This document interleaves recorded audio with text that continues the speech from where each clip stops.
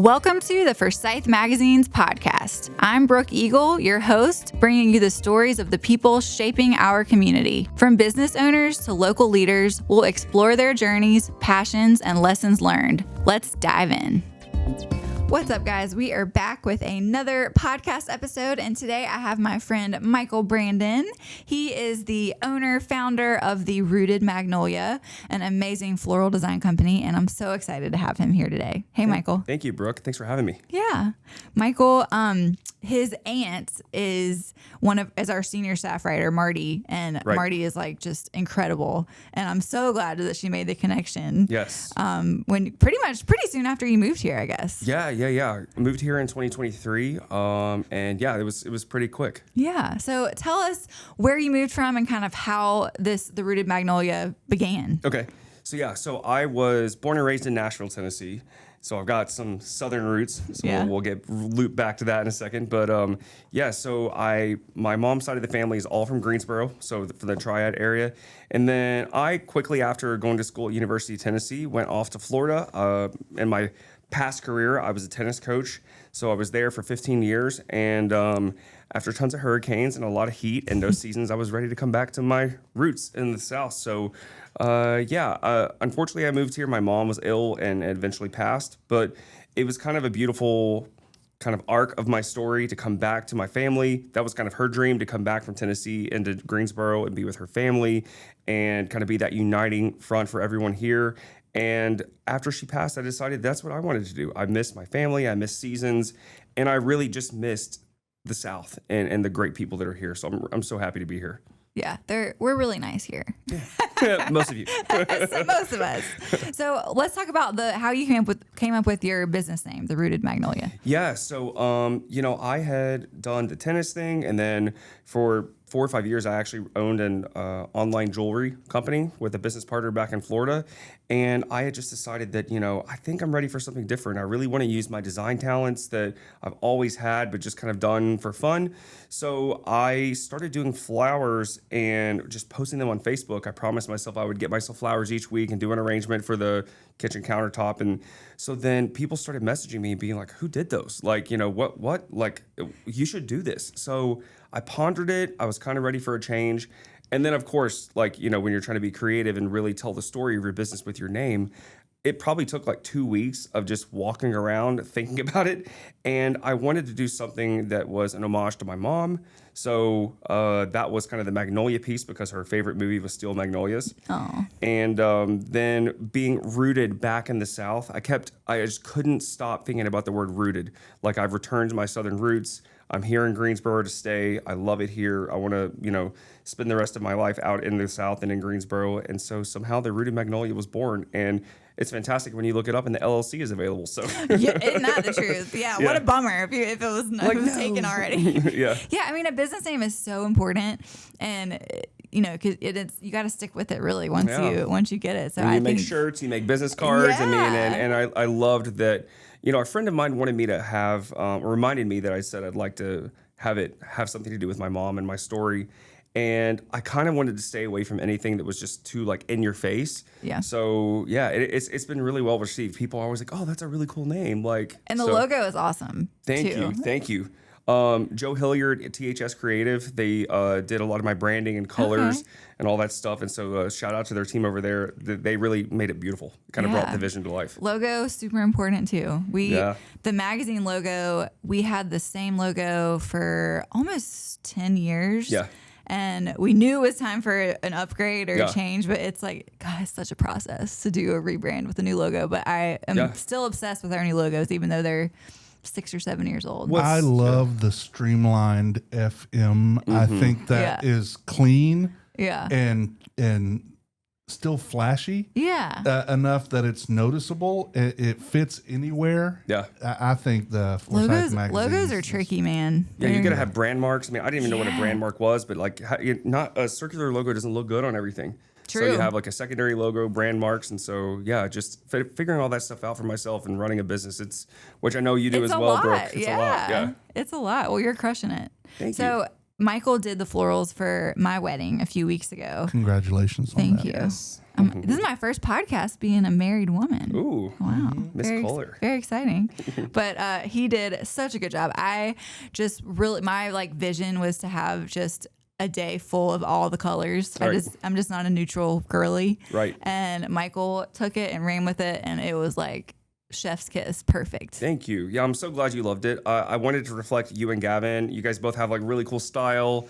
And, you know, you took one for the team and you did a style shoot with me at McAllister Leftwich in Greensboro, which was more of a traditional like Victorian garden look. And so, you know, I'll post that soon. I think it's really cool to see like what you did, what you guys did that day, and then kind of how we took your vision and brought it to life and made it that fun, amazing time that it was. I know that's such a funny story. So, Gavin and I did a styled shoot with Michael in, was it like January, February? Yeah, February, I think. It was February around Valentine's Day. Yeah. And our actual wedding was May 31st. And so we were obviously engaged at the time of this style shoot. Right. And there was lots of confusion. People are like, did you guys get married? Like, yeah. And I'm like, no, we didn't get married. This was just for funsies. But it was so much fun to get dressed up and do something like essentially totally opposite. Still gorgeous, but very different from what our actual wedding day was. Right. Yeah.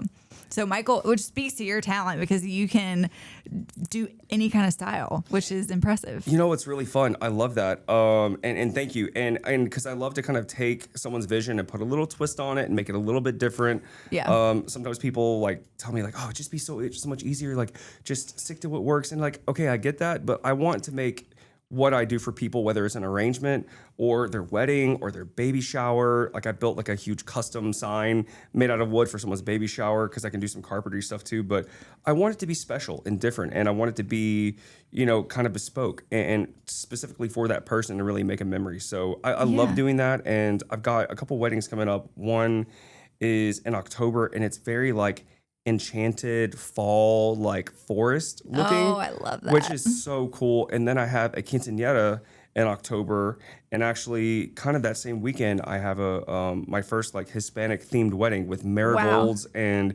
all those bright fall colors. And so I love when someone pushes me a little bit to try something new and different. I love it. Yeah, because I'm sure it would get boring if it was like the same old, all the time. Right. So that kind of brings me to my next question, which is what are some floral trends that you're seeing right now in general, but in the wedding industry, I guess? Yeah. You know, a lot of kind of florals and flowers as art.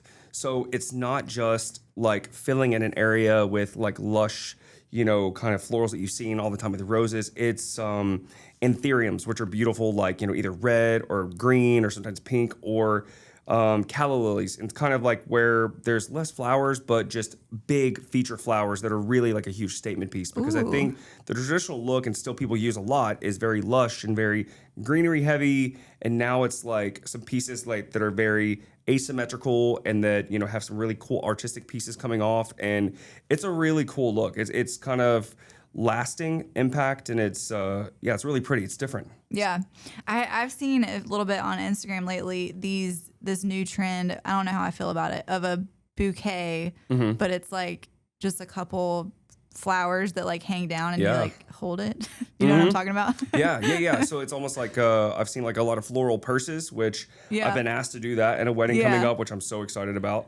And I even had a bride at Greensboro Country Club coming up in July. And I think at the beginning of her journey, you know, we have different clients. Like sometimes they have a vision, and sometimes you have to say, well, let me listen to you. Let me hear about you. Like, let me meet you and your fiance. Let me see your dress. And then we get to come up with a vision from that. Yeah. But now that she's gotten closer to the wedding at the end of July, she sends me these really cool, like a big like metal hoop.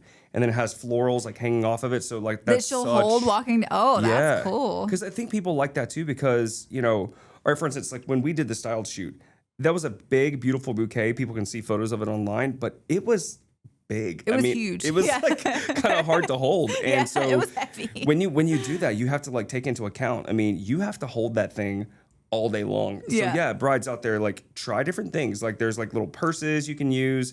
We're seeing things where like another really cool trend is like if your bouquet has like 5 or 6 different flowers in it, then if you have bridesmaids, then each one of them has that single flower as their whole bouquet. Oh, which is kind of cool. That's cool. Yeah, that's also a really cool trend. So I want to talk about different like budgets. So if you have brides reach out who have like, I don't know, a low budget, a medium budget, and a high budget, like what are you going to tell them what are you going to tell each of those brides? Like, okay, these are kind of the must things that you need. And then maybe these are some extra fun things if you have some extra room in your budget. Right. So when we're talking about that, because, like when people are saying like, well, I didn't know, like I wanted to spend that much money on flowers.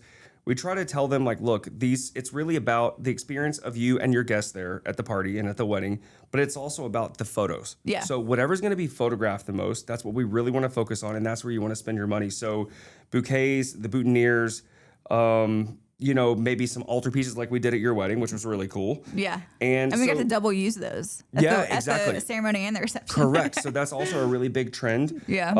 I think people should know and just be aware that, when you have to do that and move them, like there's a cost to that too, because you have to stick around and it's not easy. Yeah, we did a wedding in Pinehurst and we had to stick around for a couple hours, come back in between kind of like the family photos with the ceremony pieces and move them into a big kind of banquet room. But yeah, it's I think a big trend and a way to kind of save money is to definitely repurpose. Yeah. So if your florist is kind of, they've got them on like different dishes and maybe sitting on top of centerpieces and they get moved into the reception hall. So that's a great way to do that. But yeah, my biggest advice would be focus on what's going to be photographed. And if you have the extra budget to do more, hey, fantastic. You can do aisle pieces. But, and a lot of people don't realize how expensive like floral arches are. Oh, yeah. It's just an enormous amount of labor and an enormous amount of material, right, that goes into those. So I really like the idea that we did. I did that in Pinehurst, and I did also with your wedding to have like, these beautiful columns. Jamie with PG Rentals, I love her to death. She has those. Pixel and Wood Creative, another great friend of mine in the industry that does signage and all those things. And it's really cool because you can do these altar pieces that frame you in your photo for your wedding day. And, because arches are thousands of dollars. I mean, they're probably started around $2,500 and go up. Yeah. And I loved what we had. It was one of my favorite pictures, which I haven't got them all back yet, but one of my favorite sneak peeks was us at the altar. And you can framed. see, just framed by the beautiful, colorful florals that I wanted. So, I love it. Yeah, that's a really cost-effective way to have, because I think your bouquet is going to be important. Yeah. Yeah. And then also, maybe some centerpieces are going to get photographed, and I always encourage people to like, let grandma have that corsage, give your dad that boutonniere. Some people aren't all about wearing it, but it kind of shows that, not every single person in your wedding or in your wedding party or reception is going to know everyone. But I love when family gets to kind of be shown. They're like, hey, like that's Brooke's dad or that's Brooke's brother. They're part of the immediate family. Yeah, I love that. Well, and you also did a flower wall for us, which we have a bazillion pictures in front of. So like you said, very important. Yeah. And that was just such a fun idea. I love that you did that. That was really fun. I've been seeing that trend where basically, and then you think of like, okay, I'm going to do this for Brooke, and it's great. And then it hits you like, wait a minute, do I know how to do this? So, You're so creative. I feel like you can figure anything out. I figured it out, but definitely like needle and thread and fishing line and putting those in. But then of course, like the flowers, they want to kind of drop. So a little bit of hot glue in there. So there's all kinds of little hacks when you're starting to learn this stuff. I've got some great friends in the industry I can always call and be like, hey, like, how do you do this? Because people ask for some pretty cool stuff like hanging installations above ceilings, and it's a little nerve-wracking sometimes but you got to be kind of on your game and know like, okay, how do I keep it stable? How do I keep it from blowing over in the wind? And so the wedding at Pinehurst earlier in April, the first thing that we noticed when we got there is the columns were like a little bit like uneven on the ground, but like the staff is so great at Pinehurst, they just like jumped right in. They helped us with like bags of sand and everything. So that's awesome. Yeah, there's a reason why you pay your florist to do it, because you get experience and you don't want anything falling over in your photos. Oh my gosh, no, that would not be good. Yeah. Well, and I love that you really show your creativity. Like you said, people have their vision, but then you kind of put your spin on it to make it yours and make it, out of the box, which I love. Thank you. Yeah, the creative process is something that, you're a business owner, but you're also an artist. And, you balance those things, right? And those are hard to balance for a lot of people. Those are hard to balance. And, I'm like, okay, I love what I do, but I don't want to be a starving artist. But what I've learned to do is to trust myself, because there's definitely a lot of anxiety and build up to these events, because it's an important thing. I mean, this is your wedding, okay? Yeah. Like it's an important day for you and your family, and the photos are lasting. And, we want to put the best work out there, but I think as an artist, I've started to learn to just trust myself and that the vision will come. Yeah. Right. Well, and do you think, I think I already know the answer to this, but do you think that your personality, like you a little bit thrive off of the adrenaline of like the event planning? Yes, you know me. You know, it's funny. Like, so I harken back to like my previous chapter where like I was in the tennis world. And so either competing or coaching or traveling around the globe and taking kids that are trying to develop a career or get a college scholarship. There's something about being an athlete kind of growing up where you kind of, I say like bring calm to the chaos. Mm-hmm. So when I'm kind of put in that, you know, pressure cooker, so to speak, I kind of just zoom in and it just kind of hone in. I'm not sure. I have to be mindful though when I'm working with a team of people that not everybody can handle that type of stress. Yeah. So definitely the event business is a high stress, kind of high speed. I mean, sometimes you come in and you have 3 or 4 hours to execute everything that's supposed to be done. So there's a lot of pre-planning. So I'm getting better. I'm making sure I'm planning better, writing down things, you know, with my Aunt Martie, who you know very well, who's my right-hand person in the business. We go back and debrief and what worked and what didn't. And we have systems now of checking things in and out. Yeah, because you think like from an unbiased person who is not in the event world, you're like, oh, I can do that in 3 to 4 hours, but that's not a lot of time, like at all. It's not much. With events, like I feel like every time I'm setting up for an event, which I don't do florals, of course, but like the time just flies by. You're like, oh my gosh, how has it been 2 hours? Oh, you think you have an eternity, And then you don't. You're like, oh wait, but I didn't like put that sign up over there, and I didn't do that room or that part of the room. So yeah, you definitely have to plan ahead.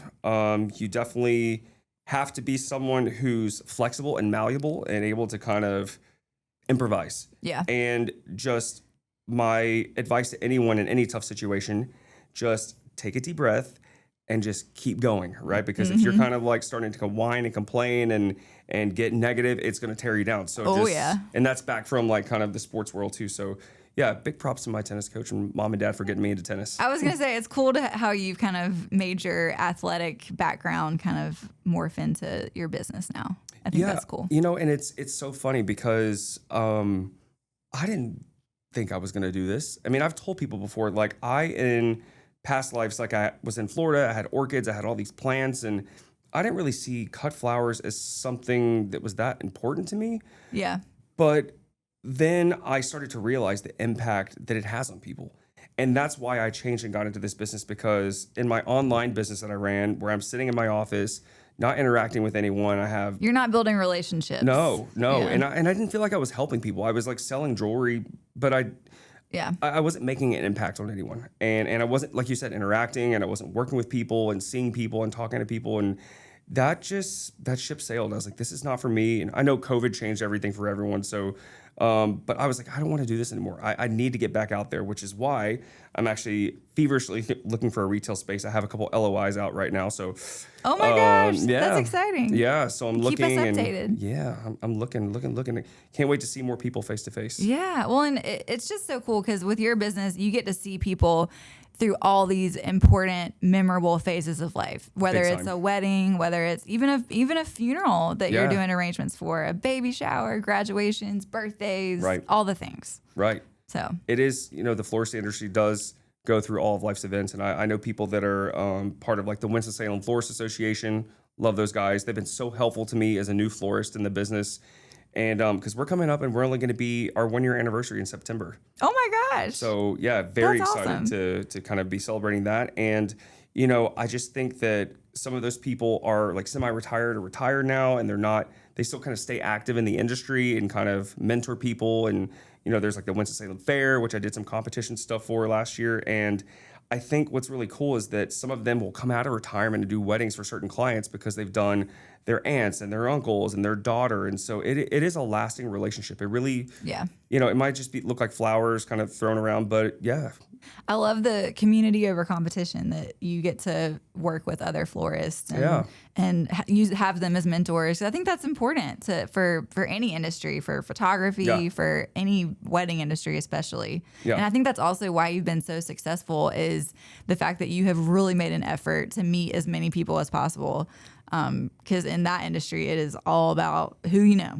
Well, for sure. And, like I want to give a shout out to someone right now who's helped me a ton, like Liz Grogan Photography, an amazing wedding photographer. She did this styled shoot. Yeah. I mean, Liz is so busy. She's such a fantastic, very highly sought after photographer. But I went to her and kind of like at my wits end, like, I don't know how I'm going to build this business. Like, can I do this? Am I going to go back into tennis? Like, what am I going to do?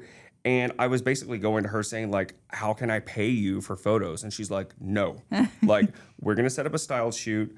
McAllister Leftwich pitched in, PG Rentals, you guys pitched in. And that was really the catalyst that pushed me forward into what I'm doing now. And we're up to like maybe 15 or 16 weddings booked within the next year. And people are booking out into, June, July, August, fall of next year, which is really great. So that's amazing. I'm very, very grateful and thankful because people in the industry have like hooked arms with me and accepted like me and kind of my work and encouraged me and pushed me and been mentors. So yeah, it's a really cool industry to be in. I'm very thankful. Yeah. What would you say to somebody who is considering starting their own business in the event industry?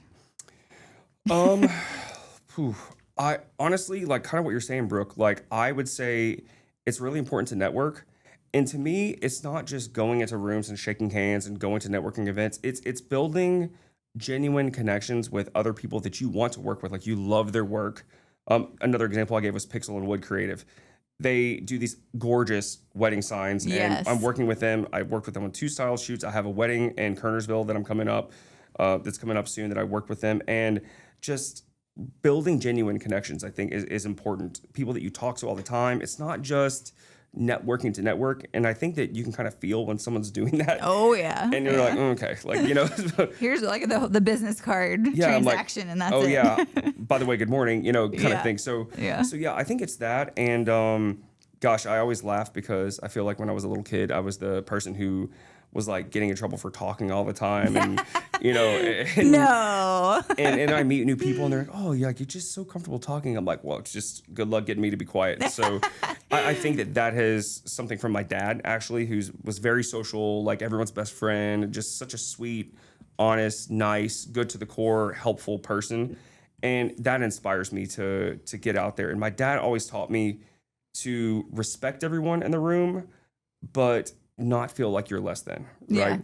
So you deserve to be there. And I think, a lot of successful people, and I'm not calling myself that yet, we're only 1 year into the business, but it's just kind of this blind, like, why not? Why can't I be a wedding florist? Why can't I do these things? And honestly, friends and family were a huge part of that too, just kind of encouraging me and believing in me. And I'm pretty tough on myself with like my work and taking compliments, but I've strived to kind of be a little more patient with myself and take those compliments in. Yeah. And your support system is just so key. Very much. Who you surround yourself with and who's cheering you on, because your support system can do the opposite too if you don't have the right one, So that's kudos to you for having a good support around you. Thank you. And thank you so much for being part of that process too, Brooke, and giving me the opportunities to work with Forsyth Women and Family Magazines. And also, like you said, my aunt, I've got to give a huge shout out to her. We love Martie. Oh gosh, it's just the best. And she, worked in the floral industry for many years and then got out of it. And then I kind of just pulled her back in slowly. And then suddenly we're like, going and sleeping in the hotel for a couple hours, jumping back out to do something. And we, I love this story that we did the Pinehurst wedding. And then we had a wedding show at the, in Winston-Salem the next day. Oh my gosh. We were up until midnight. We got up the next day. All the florals, we got repurposed and used them actually in the wedding show. And we've booked 4 weddings from there. So, but that's insane. She's just, through Mother's Day and Valentine's Day and all that craziness, it's just been right there and supportive. And yeah, so that's she's amazing. been fantastic. That's awesome. So, Michael, how can we get in touch with you on social media, phone number, website, all the things? Yeah. So, mostly website, but social media, Instagram. Of course, I'm always looking at DMs and stuff like that. So it's at the Rooted Magnolia for Instagram. I think the same for Facebook. And then www.therootedmagnolia.com. And we have links in there to, book like a Calendly link to kind of book a call with us. We like to talk to people. I'm starting to realize though too that like sometimes the newer generation of brides are used to filling out online forms. And so if it's not your jam to sit down and have a big conversation and you're not really sure, we have what's called a wedding wish list. So it's a survey that we created through Honeybook, one of our vendors, and you can get on there and kind of type up like, this is my wish list. This is how many bouquets I need. This is my overall look. You can upload photos in your Pinterest link, which is really cool. Oh, that's brilliant. Yeah, so we do that. And then that way, because people are busy. I get it. You don't always have time to sit down. And some people may be intimidated by, I don't know the answer to certain questions. So we don't require any of the questions to be answered to kind of submit the survey. So we kind of give that freedom. You tell us what you think, and then we're there to fill in the blanks because this is what we do. It's a starting point. Yeah. Right. That's brilliant. I love that. Yeah. Well, Michael, it was so much fun to chat with you. Of course. So be sure to give Michael a follow on social media, and you can see some of his work on my page too, and on the Forsyth Mags page. Yeah. So as always, you can find Forsyth Mags online as well, forsythmags.com and at Forsyth Mags on Instagram and Facebook. And if you enjoyed this episode, we would love it if you would leave us a rating or a review. And that's it for today. Awesome. Thanks, Brooke. Bye, guys. The views and opinions stated on this podcast are solely those of the contributors and not necessarily those of our distributors or hosting companies. This podcast is copyrighted and cannot be reproduced without expressed written consent of Forsyth Magazines Incorporated. Ooh, that's a mouthful.